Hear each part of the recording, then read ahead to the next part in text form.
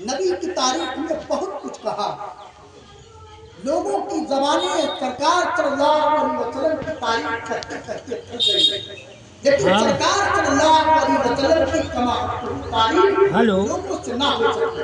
انہیں تعریف کرنے والوں نے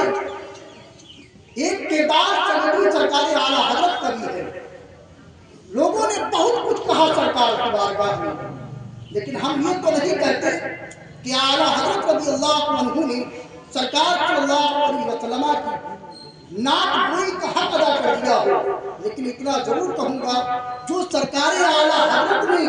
نبی پاک صلی اللہ علیہ وسلم کی شان میں نعت گوئی کی، آپ کی مدح کرائی کی، وہ دنیا کا کوئی شاعر، دنیا کا کوئی خطیب، دنیا کا کوئی انسان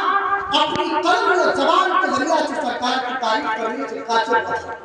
تعریف نہ کر سکا۔ سرکار اعلیٰ حضرت نے اپنے نبی کی بارگاہ میں بڑے ہی خوبصورت انداز میں آپ کی تعریف کی کہ سرور کا حکم مانو مولا کا حکم دے، سرور کا حکم مانو مولا کا حکم دے، سرور کا حکم مانو مولا کا حکم دے، بابا کریم کا بلے کروا کا حکم دے، بابا کریم کا بلے کروا کا حکم دے، سرور کا حکم مانو مولا کا حکم دے، بابا کریم کا بلے کروا کا حکم دے۔ لیکن رضا نے ختم سخن کر دیا، لیکن رضا نے اپنے سخن کر دیا، خالق کا بندہ خلق کا آقا کا حکم دے، خالق کا بندہ خلق کا آقا کا حکم دے۔ کہنے کا مقصد ہے اللہ کے رسول صلی اللہ علیہ وسلم کے بارے میں حضرت سیدی سرکار اعلیٰ حضرت نے استغاثہ پیش کیا، یا رسول اللہ آپ کو آقا کہا جائے، آپ کو سردار کہا جائے، آپ کو مولا کہا جائے، آپ کو مختار کہا جائے، آپ کو نبی کہا جائے، یا رسول اللہ ہماری زبان میں وہ تاثیر نہیں ہے کہ آپ کو الفاظ شمار کر سکیں، یا رسول اللہ میں صرف اپنا یہ عقیدہ پیش کرتا ہوں کہ مالک مولا دنیا کے مخلوق کو پیدا کرنے والا تو ہے، جس طرح تو ساری مخلوق کا خالق ہے، پیدا کرنے والا ہے، اسی ساری مخلوق کا آقا و سردار ہمارے نبی صلی اللہ علیہ وسلم۔ یہ آپ نے کہا کہ سرور کا حکم کہ مالک و مولا کا حکم دے، سرور کا حکم مالک و مولا کا حکم دے، بابا کریم کا کھلے کعبہ کا حکم دے، بابا کریم کا کھلے کعبہ کا حکم دے۔ لیکن رضا نے ختم سخن کر دیا، لیکن رضا نے ختم سخن کر دیا، خالق کا بندہ خلق کا آقا کا حکم دے، خالق کا بندہ خلق کا آقا کا حکم دے۔ اب میں آپ کی سماعتوں کے حوالے آپ ہی کے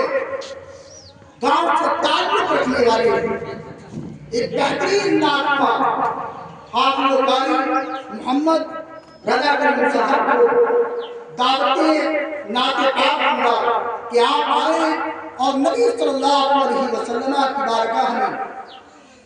بہترین طریقے سے خراج عقیدت پیش کریں اور ہم سامعین کے قلوب و اذہان کو منور و مجلی فرمائیں۔ ان کے آنے سے قبل چند شعر آپ کی بارگاہ میں سیدی سرکار اعلیٰ حضرت کے حوالے سے کہ ان کی مہک میں دل کے گنچھے ہلا دیے گئے، ان کی مہک میں دل کے گنچھے ہلا دیے گئے، یا رسول اللہ ان کی مہک میں دل کے گنچھے ہلا دیے گئے اور چترا کر دیے گئے، گنچھے بجا دیے گئے، چترا کر دیے گئے، گنچھے بجا دیے گئے۔ اس شعر کی مختصر وضاحت حضرت جابر رضی اللہ عنہ سے حدیث کی روایت ہے کہ سیدی سرکار اعلیٰ حضرت نے سرکار کی بارگاہ میں جو نعتیہ شاعری کی ہے وہ صرف محض لفظوں کا معیار نہیں ہے، لفظوں کا تعمیل نہیں ہے، وہ شاعری جو آپ نے سیدی سرکار اعلیٰ حضرت نے کی ہے وہ قرآن و احادیث کی روشنی میں کی ہے۔ ایک ایک شعر پر قرآن پاک کی صدا، قرآن پاک کی کئی آیتیں دلیل ہوتی ہیں اور اللہ کے رسول کی سینکڑوں حدیث سے اس کے تعلق سے اس کے زبان اور اس کی وضاحت پر احادیث ملتی ہیں۔ حضرت جابر فرماتے کہ اللہ کے رسول صلی اللہ علیہ وسلم کو اللہ تبارک و تعالیٰ نے وہ شاہ جلال کیا تھا اور سرکار صلی اللہ علیہ وسلم کے پسینے میں آپ صلی اللہ علیہ وسلم کے پسینے میں رب تعالیٰ نے خوشبو رکھی تھی کہ آپ جس گلی سے گزرتے تھے وہ گلی مہک اٹھتی تھی۔ حضرت جابر بن عبداللہ بیان کرتے کہ ایک مرتبہ نبی کریم صلی اللہ علیہ وسلم ہم سے ناراض ہو کر ہم میں سے ہماری مجلس سے کسی بات پر مجلس سے باہر چلے گئے تو تمام صحابہ کو یہ عریضہ لاحق ہوا کہ کہیں بے اختیاری میں نبی صلی اللہ علیہ وسلم کو کوئی تکلیف نہ دی۔